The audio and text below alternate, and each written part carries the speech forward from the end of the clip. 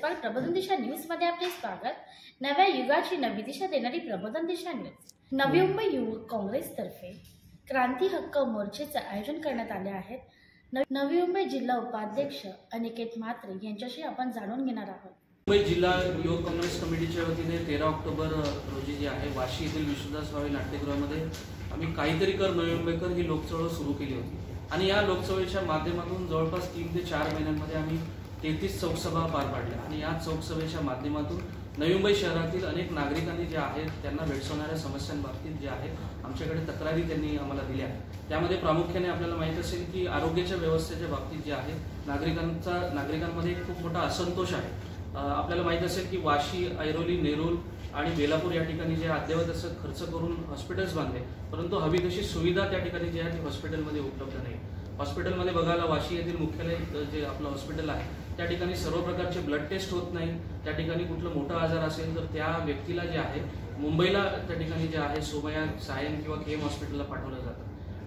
त्याचसोबत जे आहे फोर्टिस सोबत महानगरपालिकेने आपली स्वतःची जी वास्तू आहे ती भाडे तत्वावर दिलेली आहे आणि भाडे तत्वावर देत असताना 10% बेड जे आहेत ते सामान्य नवी मुंबईकरांना त्या ठिकाणी मोफत देण्याचं करारामध्ये नमूद केलेलं आहे, परंतु जे दुर्दैवाने फोर्टिस रुग्णालयाकडून जे आहे हे बेड जे आहे ते दिले जात नाही।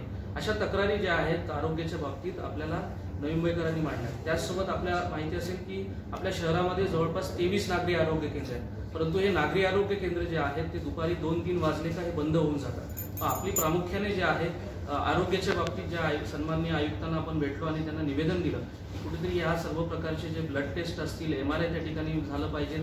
त्यानंतर आपले जे 23 नागरी आरोग्य केंद्र आहेत त्या ठिकाणी 24 तास OPD सुरू झाली पाहिजे। अशा पद्धतीची मागणी आरोग्याच्या बाबतीत जी आहे आम्ही सन्माननीय आयुक्तांना जी आहे ती केलेली आहे। त्यासोबत पाण्याच्या बाबतीत देखील अनेक समस्या नागरिकांनी आमच्या समोर मांडल्या।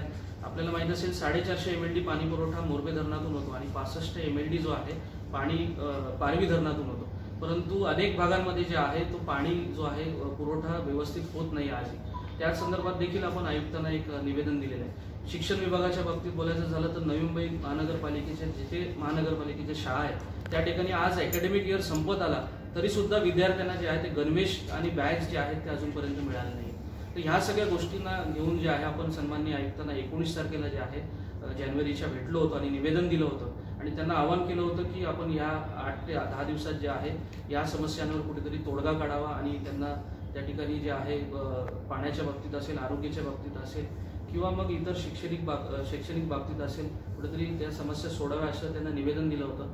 त्याच अनुषंगाने आम्ही 31 जानेवारीला वाशी येथील मुख्यालयाजवळ जे आहे हॉस्पिटलजवळ आम्ही स्वाक्षरी मोहीम देखील घेतली होती आणि जवळपास 750हून अधिक नागरिकांनी जे आहे स्वाक्षरी मोहीममध्ये सहभाग घेतला आणि प्रशासनाला जाग यावी यासाठीच लोकांचा आवाज पोहोचवण्याचं काम आम्ही केलं होतं, परंतु आजपर्यंत जे आहे आयुक्तांनी कुठल्याच पद्धतीचा तोडगा यावर काढलेला नाही आणि म्हणूनच येत्या 8-9 तारखेला जे आहे नवी मुंबई जिल्हा युवक काँग्रेस कमिटीच्या वतीने जे आहे दिघा ते बेलापूर या ठिकाणी जे आहे आम्ही क्रांती हक्क मोर्चा जो आहे पदयात्रेच्या माध्यमातून जो आहे काढणार आहोत।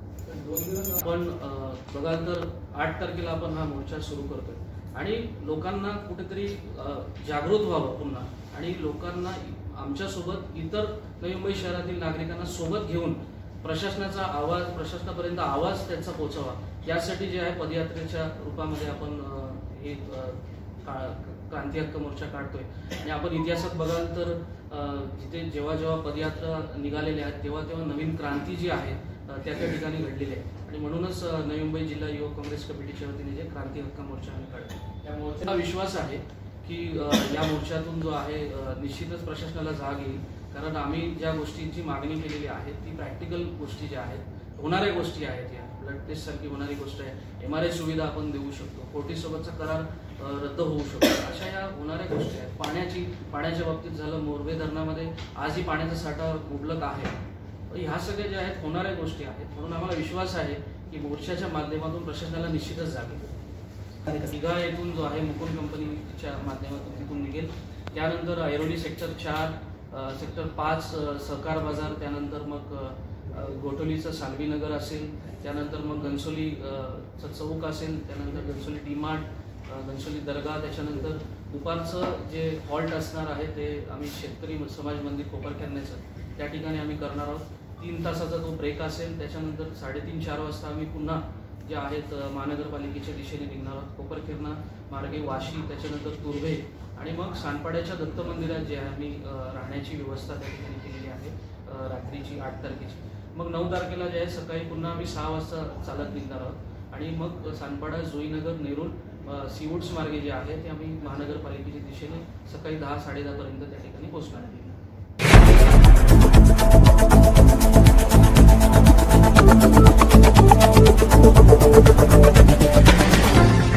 प्रबोधन दिशा न्यूज यूट्यूब चॅनलला सबस्क्राईब करा, तसेच बेल आयकॉन दाबा.